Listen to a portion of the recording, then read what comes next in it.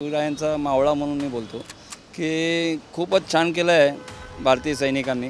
Bunker सगळे उडूनच टाकले पाहिजे, एकालाही ठेवल्या नाही पाहिजे त्यांना। सुनो पाकिस्तानी की जेवढी आमची बेरोजगार मिलिटरीमध्ये किंवा पोलीस भरतीमध्ये जाण्याची जी युवक आहेत तेवढे पण खूप झाले तुमच्यासाठी। आर्मी तर बाजूलाच आहे। अरे त्यांना तर टोटल ऑन सल्यूट आहे। त्यांच्या घरात घुसून मारला पाहिजे, कारण की हे धोकेबाज आहेत ते लोक, यांच्यावर विश्वास ठेवायचा नाही।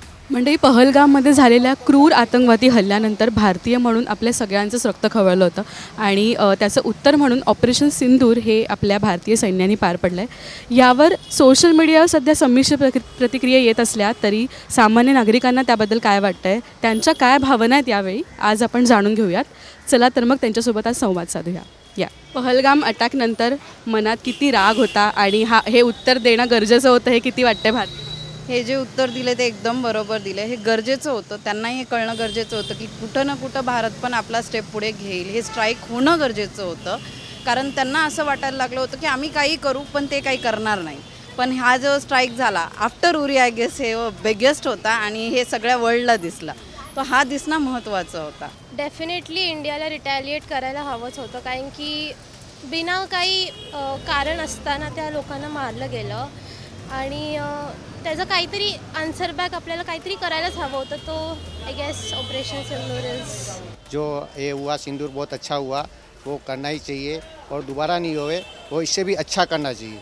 इससे भी ज़्यादा आप पाकिस्तान को जो पीओ को जो मेन अपना जो पॉइंट है वही ले लो, जड़ वहाँ से ही है।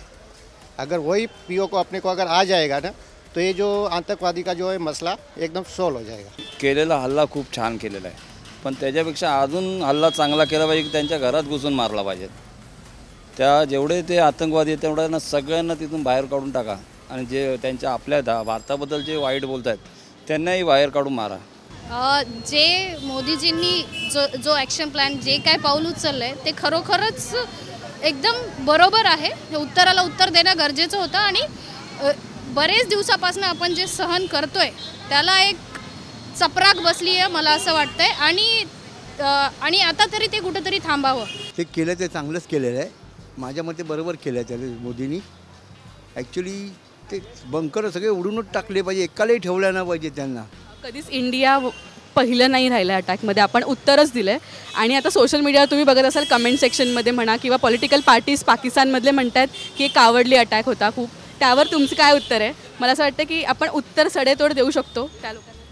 ऑफकोर्स देऊ शकतो आपण। आणि हे जे बोलत आहेत की हा कावडली अटॅक होता, तर मला असं वाटत नाही आहे की हा कावडली अटॅक होता, कारण की आपण कधी ना कधी त्यांना आन्सर दिलंच असतं। तर हे आपण आधीच करायला हवं होतं, त्यांना धडा शिकवायला की हे जे काय घडलं आहे त्याचं। So I don't think so this is a cowardly attack. But प्रत्येक वेळेसला जसं उरीचं मी स्ट्राईक म्हणाले ते पण तुम्हाला अनएक्सपेक्टेडच होतं, पाकिस्तानला स्पेशली, तर हे होणं गरजेचं आहे जसं म्हटलं। त्याचप्रमाणे ही स्ट्राईक जी झाली ते त्यांना एक प्रत्युत्तरच होतं। तुम्ही जर टेररिस्टला हे देणार असाल, आश्रय देणार असाल, त्यांना हेल्प करणार असाल, तर आम्ही त्यांना मारले, आम्ही लोकल्सला नाही हर्ट केलेलं।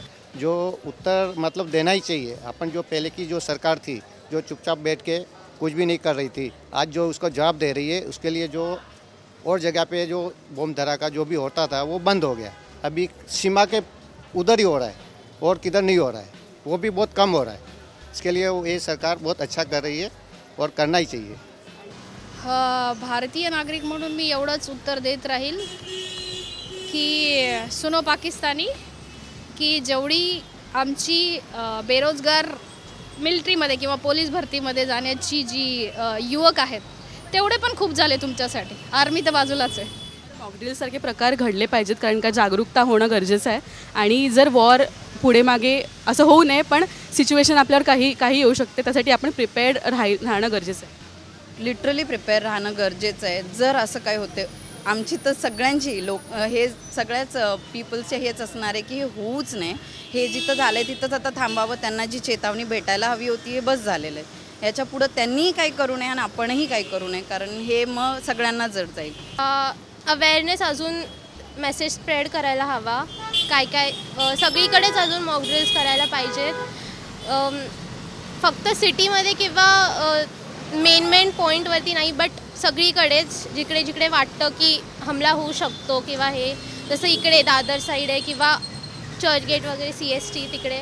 हो राहायलाच पाहिजे तयार, असं राहायलाच नाही पाहिजे. आता ताट एकदम लक्ष द्यायला पाहिजे, कारण की हे धोकेबाज आहेत ते लोक, यांच्यावर विश्वास ठेवायचा नाही. भारतीय सैन्याला सॅल्यूट म्हणून तुम्हाला जर सांगितलं तर काय 4 शब्द बोला? तर भारतीय सैन्याला आम्ही खूपच, मी मनापासून म्हणजे सांगतो, मी छत्रपती शिवरायांचा मावळा म्हणून मी बोलतो की खूपच छान केलं आहे भारतीय सैनिकांनी. त्यामध्ये अजून सैनिक वाढवा किंवा त्यांचे चांगली हे करा, त्यांना चांगली सुविधा द्या.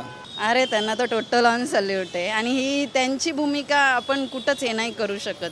जे ते आपल्यासाठी करतायत ना, त्यांना नमन आहे पूर्ण, साष्टांग नमन जरी म्हटलं तरी चालेल. हम सैनिक को सैल्यूट देते हैं जो अपनी रक्षा करते हैं आम आदमी की, और बहुत अच्छा कर रहा है. अपने को भी चांस मिलेगा तो उधर जाना चाहिए और लड़ना चाहिए. इंडियन आर्मी आणि मिलिटरी सगळे चांगले आहे, एकदम एक नंबर. भारतासाठी एकदम जीव देणारी माणसं आहेत. ॲक्च्युली आम्हाला पण रात्री झोप येते, त्यांच्यामुळेच आपण झोपतो आज. तर ते नसते तर आपण झोपलोच नसतो. खूप खूप मोठा सल्यूट आहे, कारण की ते आहेत तिथे बॉर्डरवरती, म्हणूनच आपण इथे सेफ आहोत. आपण फ्रीली येतो जातो, म्हणून we are so proud of them. त्या लोकांना जस्टिस भेटला जे हजबंड्स जे आता वारले. सो आय गेस त्या महिलांना आता जस्टिस भेटला आहे आणि त्यांना आता मनाला शांती आहे की म्हणजे इंडियन गव्हर्नमेंट आपल्याला जस्टिस देऊ शकतं. So justice is never like delayed. Okay, मला फक्त भारतीयांना आधी हे सांगायचं की आपण आपले सैनिक आहेत म्हणून तुम्ही लढा किंवा त्यांच्यावर डिपेंड राहा, हे चुकीचं आहे. त्यांना पण त्यांचा परिवार आहे, त्यांना पण त्यांची फॅमिली आहे आणि त्यांचं पण लाईफ आहे. पण आपण पण एक भारतीय आहोत, आपण पण कुठंतरी हे पाऊल उचलायला पाहिजे की भारत ही आपली पण रिस्पॉन्सिबिलिटी आहे. हे इंडियामध्ये राहून ती पण आपण उचलायला पाहिजे, not only on the border मध्ये राहून पण. Thank you so much. थँक्यू.